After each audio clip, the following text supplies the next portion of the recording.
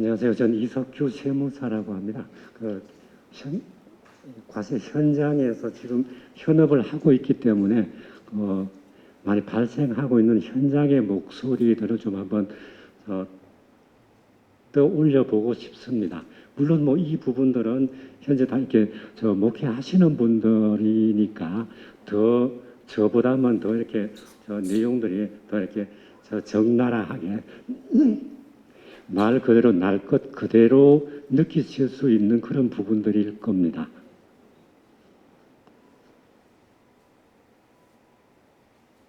네, 종교인 과세가 이제 시행된 지가 5년 됐습니다. 이제 처음에 이렇게 선지 학회장님이 말씀하셨던 것처럼 이거 해보니까 아직까지 조용하니까 별거 아니구나. 그렇게 여겨질 가능성은 충분히 많이 있습니다. 근데 이게 별거이냐 아니냐라는 얘기는 이제 지금까지는 별거 아니었을 수는 있습니다. 대신에 이 부분들이 이제 어떤 폭발할 가능성은 충분히 있습니다. 무슨 얘기냐 하면은 이게 현장의 목소리들을 들어보면은 앞으로 문제가 될 만한 그런 부분들이 밑바닥에서는 예열이 되고 있습니다. 이게 어느 정도 지나면은 이제 다시 수면 위로 과세 문제 자체로 떠오르지 않을까 하는 그런 느낌들을 가지고 지금 한번 현장의 목소리들을 한번 얘기를 해보고 싶습니다. 우선은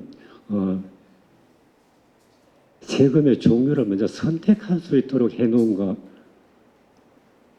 부분부터 한번 보면은요. 우리 종교인의 시각에서 보지 말고 전체적인 시각에서 한번 보면은 우선은 세법 자체가 종교인 소득을 기타 소득을 원칙으로 해놓고 근로소득으로 선택을 할 수 있도록 예외적으로 해놓고 있습니다. 이제 다시 말해서 선택권은 국가에 있는 게 아니고 종교인한테 있다는 얘기입니다. 종교인들이 근로소득으로 선택을 하면은 근로소득이 되는 거고 아니면은 기타 종교인 소득이 되는 거고 그렇다는 얘기는 국가는 선택권이 없다는 얘기입니다. 무슨 얘기냐면은 종교인이 그 근로소득으로 선택해서 신고 납부를 했는데 세무서에서 추징을 할 일이 있다. 그러면은 종교인 소득으로 추징을 못 한다는 얘기입니다. 근로소득으로 해야 된다는 얘기거든요.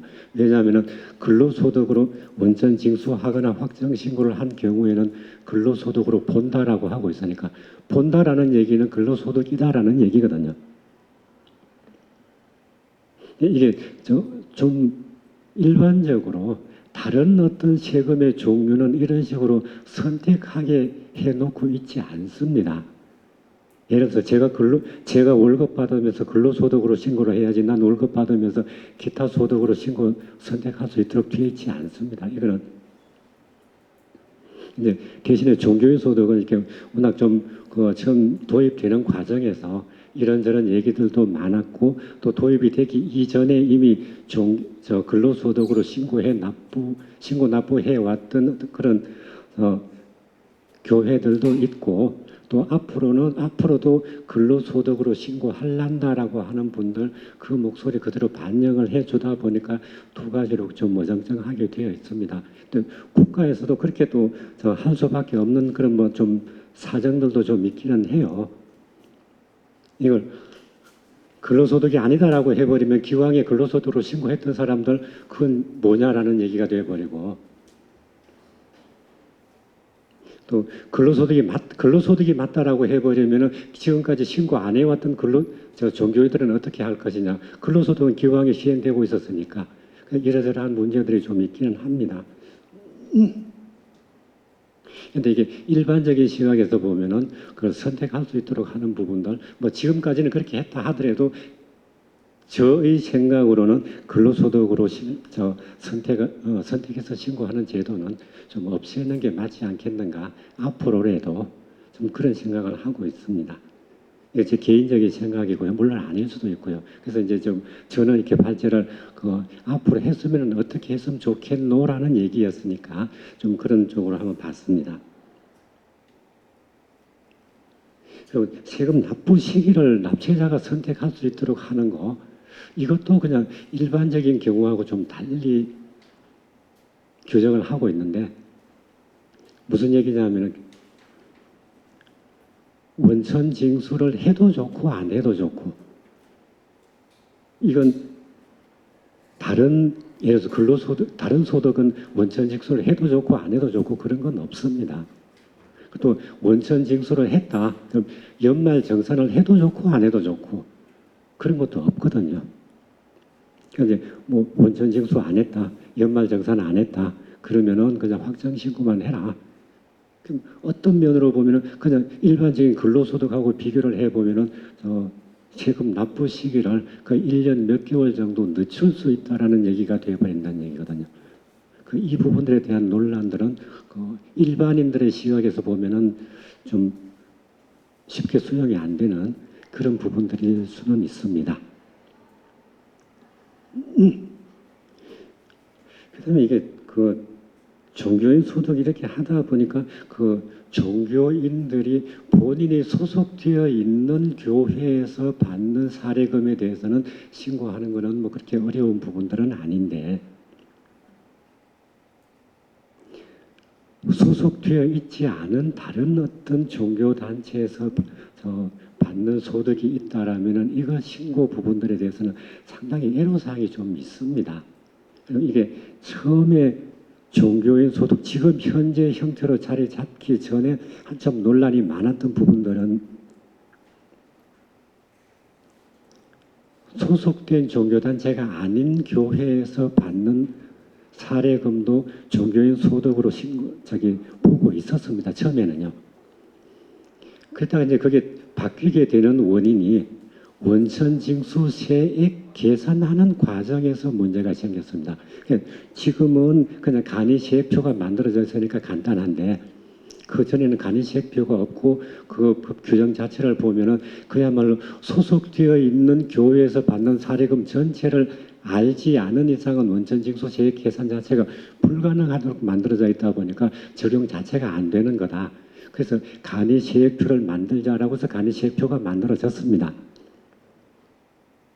이제 간이세액표가 만들어져 있는 지금 현재 상태에서 보면은 자기 소속되지 않은 종교단체에서 받는 소득도 종교의 소득으로 계산하는데도 그렇게 어렵지 않겠다 싶은 그런 느낌은 있습니다. 이게 무슨 얘기냐면은 그래서 뭐 다른 교회에 가서 부흥회를 인도를 했다. 받는 그 사례금은 지금 현재는 종교의 소득이 아닙니다. 왜냐하면 소속된 종교단체가 아니니까. 그러나 원천징수는 해야 됩니다. 원천징수 하려고 보다 보니까 종교의 소득이 아니니까 간이세액표 적용을 못합니다.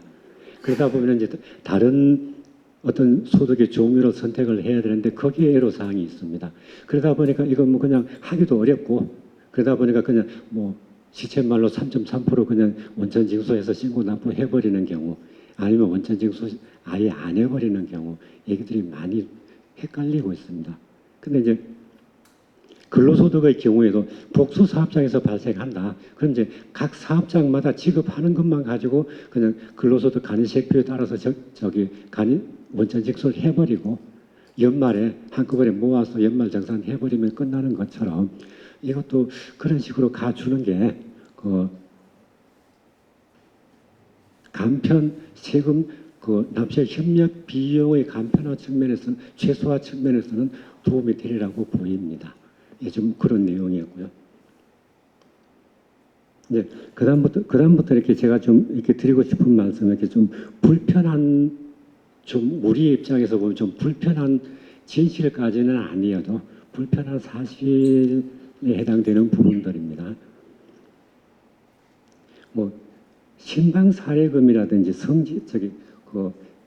장례식 집례 사례비라든지 뭐 결혼 주례하고 받는 어떤 그런 사례금들이 있습니다. 그죠? 이 사례금에 대한 귀속을 누구로 볼 것이냐라는 것은 상당히 예민한 부분입니다. 이게 무슨 얘기냐면 뭐 신방을 하고 받는 사례비가 있다. 이제 저희들한테 일반적으로 이렇게 들리는 상담 오는 내용들 중에서 전에는 종교인들에 대한 상담이 많았는데 지금은 종교인이 아닌 비종교인이 상담하는 경우는 상당히 지금 많아져 있습니다. 그 비종교인 중에서는 신도도 있고 비신도도 있다는 얘기입니다. 그죠? 근데 그 중에서 비신도의 경우에는 내용들을 더 잘 모르니까 얘기는 별로 없다라고 하고, 그 다음에 신도의 경우가 많이 상담을 하고 있다는 얘기입니다. 그 얘기는 상담을 하면서 보면 지금 밑바닥에서는 예열이 되고 있는 거로구나라는 느낌을 가진다는 얘기예요. 신방, 이제 대표적인 게 이렇게 신방 사례비 같은 경우에 뭐 사례를 제가 쭉 이렇게 좀 이렇게 상담했던 사례들을 좀 많이 이렇게 사례의 유형들을 적어와 봤는데, 이 중에서 조금 신경 쓰이는 부분들은 저런 건 있습니다. 제가 신도였습니다. 이제 그 교회에서 이렇게 그 목사님이 치유 은사를 많이 받으신 분이라고 해서 아마 치유 안수를 받고 좋아졌습니다. 실제로. 그래서 이제 감사하기도 하니까 생각보다 많은 사례비를 냈습니다. 그리고 나서 이제 연말에 가서 그 세금 신고 때문에 기부금 영수증을 띄워봤더니 내가 11조 낸 것만 있더라. 이게 귀속이 어디냐? 라는 얘기들. 그냥 뭐 개업 기념으로 가서 아니면 취업 기념으로 가서 이렇게 뭐 신방을 하고 그냥 이렇게 뭐 그저 조금씩 받았던 거, 그렇게 큰 문제는 안 될 수는 있겠습니다만 아마 지금 이런 부분들에 대해서는 좀 문제가 될 것 같아요. 그 귀속이 종교 단체가 교회가 귀속이다라고 하면은 그 신도는 교회에다가 그 금액을 헌금을 하고 교회는 그걸 교회의 어떤 수입에 잡히고 그 금액을 그 치유 안수를 하셨던 목사님한테로 드리는 거다라면은 종교인 소득으로 자리에 잡히게 됩니다. 그죠? 왜냐하면 어차피 종교인이고 종교 행위를 했고 소속 종교단체로부터 받는 거니까 종교인 소득으로 가면은 갈 수는 있습니다. 근데 그 신도가 교회에다가 이렇게 헌금을 한 게 아니고 신방하셨던 목사님한테 드렸습니다. 그럼 이게 귀속이 종교단체다라면 그 목사님은 대신 받았으니까 교회에다 전달을 하고 교회에서 수입을 잡고 그걸 다시 목사님한테 드렸으면은 어차피 절차는 똑같아집니다. 근데 이게 반대로 이제는 이걸 귀속이 교회가 아니고 목사님한테 귀속되는 거다라고 보면은 교회에 돈이 들어갈 일은 없습니다. 귀속이 목사니까. 대신에 이 금액은 사례가 노출이 될 가능성은 거의 잘 없습니다. 노출이 될 가능성이 없다라는 얘기는 교회가 이렇게 잘 돌아갈 때 아주 짝짝꿍이 잘 될 때는 문제가 없는데 이게 시끄러워지기 시작하고 갈등이 생기면 그때부터는 문제가 된다는 얘기입니다. 왜? 그 전에는 이렇게 노출이 잘 안 되던 부분들이 노출이 될 수가 있으니까 지금 그 준비 과정에서의 상담은 지금 꽤 많아지고 있습니다. 이 부분들이 뭐 신방 사례비, 장례식, 집례, 결혼식, 주례 뭐 이런 부분들 거의 비슷한 내용이고요.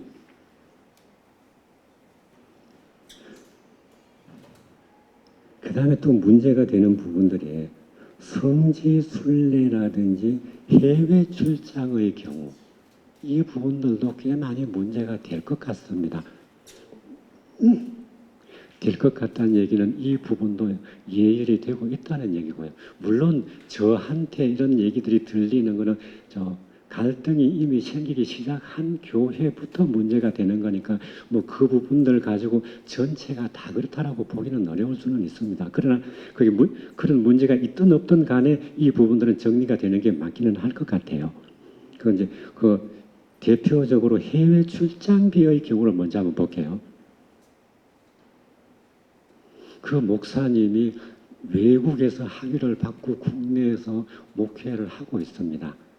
근데 그 1년에 한 번씩 그 모교에서 하는 행사가 있습니다. 거기서 참석을 합니다. 해외 출장비로 처리를 합니다. 또 그때 갈 때는 그 사모님도 같이 갑니다. 역시 해외 출장비로 처리를 합니다. 이게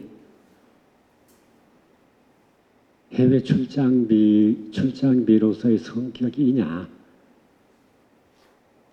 한번 좀 깊이 생각을 해볼 필요가 있습니다. 또 어떤 경우냐면 그 목사님이 어떤 해외에 있는 국제적인 어떤 선교 단체의 회원으로 가입이 되어 있습니다. 거기에 참석을 합니다. 들어가는 비용이 있습니다. 해외 출장비를 쓰고 있습니다. 역시 오랜만에 외국에 나가는 거니까 사모님도 동행을 합니다. 그 사모님은 종교인이 아닙니다. 자, 이거 어떻게 할까요?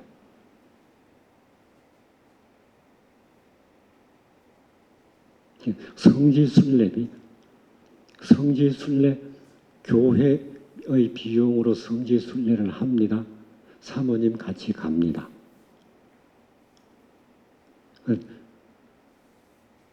이 부분들 어떻게 될까요? 그리고 성지순례 갔습니다. 가서 보니까 잠깐 예를 들어서 그 열흘 동안 갔다. 잠깐 성지순례를 하고 나머지 부분들은 니들끼리 해라. 그리고서 나는 다른 데로 사적인 출장을 했습니다. 전체가 다 교회 비용으로 지급이 됐습니다. 이거 어떻게 할까요? 또 어떤 경우에는 신도들이 같이 성지순례를 갑니다. 그 목사님에 관련된 비용은 신도들이 객출을 했습니다. 그런데 이 부분들은 어떻게 할까요? 여기에도 역시 이제 그렇게 같이 갈 때 해당 목사님은 여러 번 갔던 데니까 굳이 안 가도 됩니다. 근데 신도들은 처음 갔던 데니까 이제 어디 성지순례 그러면 어디 이렇게 대표적인 데가 있습니다. 그런 데 가고 싶은데 그 목사님은 거기를 많이 갔다 왔습니다. 굳이 거기 갈 필요가 없습니다. 그럼 이제 니들 이렇게 누구 하나 이렇게 책임자를 정해놓고 니들끼리 놀아라. 나는 저기 갈란다. 이런 문제들 생깁니다. 이거 자료 수집을 합니다. 그리고 아까 그 앞에 이렇게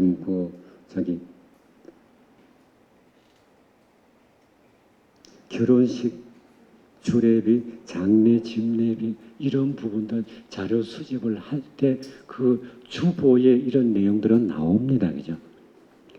신방에 대한 부분들은 주보에 잘 안 나오는데 장례비라든지 결혼식 이런 부분들에 대해서는 그 주보에 대부분 나오니까 그 부분만 가지고 지금 자료 준비를 하는 데도 있어요. 실제로. 그래서 이런 부분들 그리고 성지순례비라든지 해외 출장비 이 부분들은 좀 더 정리가 될 필요가 있습니다. 이거 수면 위로 또 올라오면은 이 부분들 제가 보기에는 종교인 소득으로 과세가 돼야 되지 않겠느냐. 어떤 면으로 보면 종교인 소득으로 과세가 되는 부분이 아닌 다른 어떤 종류의 세금으로 과세가 되지 않겠느냐. 그 부분은 종교 활동이 아니었으니까요. 그 이제 그 부분 그렇고 종교 활동비 이 부분들에 대해서 종교 활동비는 비과세를 하겠다라고 했고 그 종교 활동비에 대한 규정 자체는 굉장히 국세청의 규정은 포괄적입니다. 다시 말해서 어떤 선언적인 의미로 밖에는 해석이 안 되는 그런 모양으로 되어 있습니다. 그 내용을 얘기를 들어보면 이렇게 종교단체 그 내용을 보면 그 종교단체의 규약이나 또는 의결기구의 의결 승인 등이 있으면 된다. 그리고 거기에 따라서 저 승인에 따라 결정된 지급 기준에 따라서 지급하면 된다. 종교 활동을 위해서 통상적으로 사용할 목적으로 지급받아야 한다. 이렇게만 나와 있습니다. 이렇게만 나와 있다라는 얘기는 이게 우리의 입장에서 보면은 이거 굉장히 만만해 보입니다. 우리의 입장에서는 이거 뭐 내용 보면은 별거 아니네. 진짜 별거 아닌 것처럼 보입니다. 아무거나 종교 활동이다라고 하면은 될 수 있을 것 같단 말이죠. 너무 포괄적이니까. 반대로 과세권자의 입장에서 보면은 이거 웬만하면은 종교 활동비가 아니네라고 할 수도 있습니다. 네, 너무 포괄적이니까. 그래서 이 부분들에 대해서 어떤 목사님이 내용들이 워낙 그렇게 되어 있으니까 국세청에다가 서면으로 질의를 했습니다. 이게 무슨 얘기냐? 라고 했더니 국세청에서 답을 하는 게 종교활동비의 정의, 결정, 사용처, 관리, 증빙 등에 관한 기준을 교회의 정관이나 재정규칙에서 정해야 한다. 그리고 그 정해진 거는 공동의회 승인을 받아라. 이렇게 되어 있다라는 얘기입니다. 그렇다라는 얘기는 이렇게라도 정의가 되어 있어야지만 된다. 그런 얘기거든요. 근데 지금 현실적으로 보면 이런 거 없이 그냥 지급되는 경우도 아직은 많이 있습니다. 그 많이 있다라는 얘기는 그냥 예를 들어서 한 달에 500만 원씩 목사님 드리고 기준 없이 그냥 목사님 드리고 목사님이 알아서 가장 유용하다고 생각되는 목회 활동에 쓰십시오라고 해서 줬어요. 그럼 목사님은 실제로 목회 활동비로 썼습니다. 그러나 이 부분들이 세금 문제가 나오면은 이 부분들은 실제로 목회 활동을 했음에도 불구하고 종교의 소득 과세가 되어버릴 가능성이 많습니다. 왜냐하면 그 어떤 형식적인 기준, 아까 얘기했던 그 세 가지 기준에 맞지 않게 지급이 되어버렸기 때문에 그래서 최소한 우리의 입장에서는 이 기준은 반드시 만들어 놓아야지만 무슨 얘기를 해도 할 거리가 생길 거다라는 얘기입니다. 그래서 종교 활동비에 대한 지급 기준이라든가 이런 부분들은 꼭 만들어져 있었으면 좋겠다라고 수시로 얘기를 하고 그러는데도 역시 지금도 아닌 경우가 훨씬 더 많은 것 같아요. 물론 아까 말씀드렸던 것처럼 갈등을 느끼고 있는 부분만 부각이 돼서 그런지는 모르겠습니다. 그러나 이런 부분들 꼭 필요하니까 해 놓으시는 게 맞을 것 같아요.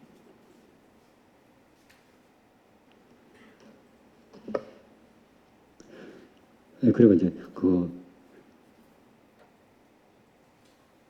이렇게 종교의 소득 관련해서 목사님이 퇴직을 하고 나서 그 이후에 받는 어떤 그런 생활비를 어떻게 할 것이냐. 퇴직을 하면서 보통 퇴직금도 받고 또 생활비도 받고 그러다 보니까 퇴직금 받는 거는 퇴직소득으로 과세를 하면 됩니다. 근데 이제 생활비 받는 거는 종교 활동 안 하고 이제부터 이렇게 목사님 돌아가실 때까지 생활비를 지급을 하게 되는 경우도 많이 있습니다. 또 목사님 돌아가시고 나서 사모님이 계시면 사모님 돌아가실 때까지 지급이 되기도 하고요. 물론 금액의 차이는 있겠지만요.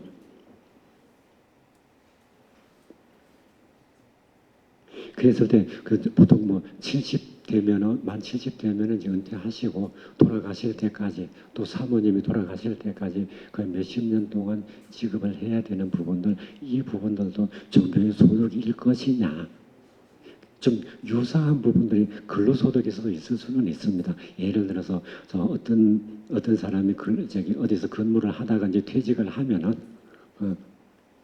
좀 예민한 노하우 같은 데가 어떤 그런 유출되는 문제들 있기 때문에 경쟁 업체에서는 취업을 못하게 하고 있고 대신 한 2, 3년 정도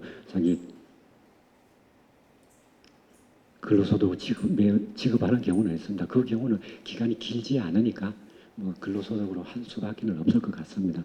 근데 이 종교소득은 기간이 길기 때문에 그 부분들에 대해서 역시 그 긴 기간 동안 역시 그 종교 활동 없이 지급한데도 종교인 소득으로 볼 것이냐라는 부분도 좀 고민을 해봐야 될 것 같고요. 이제 퇴직금 관련한 부분도 조금 예민한 부분이기는 합니다. 이 퇴직금 아까 저기 김영건 회계사님도 말씀을 하셨던 부분입니다. 이게 어떤 경우냐면 2018년도 이전에 목회를 시작하고 이전에 퇴직을 하신 분들은 전혀 문제가 없습니다. 그게요. 그 과세를 안 하면 되니까. 그것도 2018년 1월 1일 이후에 목회 시작을 해서 이후에 퇴직하는 사람도 문제는 없습니다. 다 과세하면 되니까요. 근데 문제는 이제 2018년 이전에 목회 활동을 하시고 2018년 이후에 퇴직을 하시면은 그 비과세이던 그 시절도 있고 과세되던 시절도 있고 해서 뒤섞여 있으니까 이거를 갈라가지고 2018년 이후 것만 과세를 해야 되는 게 맞을 것 같은데 지금 그렇게 안 하고 있다는 얘기거든요. 그래서 이제 이 부분들 보면 공무원들 같은 경우도 2002년 1월 1일 이전에는 그 퇴직을 비과세였습니다. 그렇다고 과세로 돌아서면서 이제 중간에 걸쳐 있는 사람은 어떻게 할 것인가. 이제 2002년 1월 1일을 과세 기준일로 정해서 그 이후에 정립된 것만 과세가 되도록 제도적으로 만들어 놨었습니다.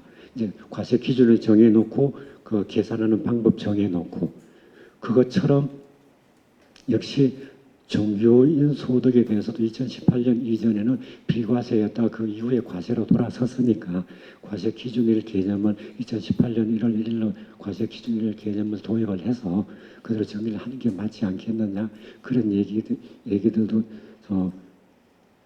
그런 얘기로 정리가 되는 게 맞고 그 부분들 그렇게 정리를 하려고 작년 재작년에 많이 노력을 했었는데 워낙 이게 사회단체들에 대한 어떤 여론들이 안 좋아가지고 결국 진행을 못 하다가 지금 미결로 남아 있는 부분입니다. 이 부분 많이 해결돼야 할 것 같고요. 그래서 이제 마치겠습니다. 제가 지금까지 말씀드렸던 건 어떤 법리나 심오한 법리를 얘기하는 게 아니고 현장에 있었던 부분들 가지고 이걸 어떤 방법으로 하면은 좀 좋을까라는 부분들 앞으로 이렇게 했으면 좋겠다 아니면 우리 같이 한번 연구를 해봐야 되겠다라는 측면에서 화두만 던졌습니다. 예, 이상입니다. 감사합니다. 네, 방금 세무사님이 발표하신 내용 중에서 궁금하신 거 있으시면은 플랜카드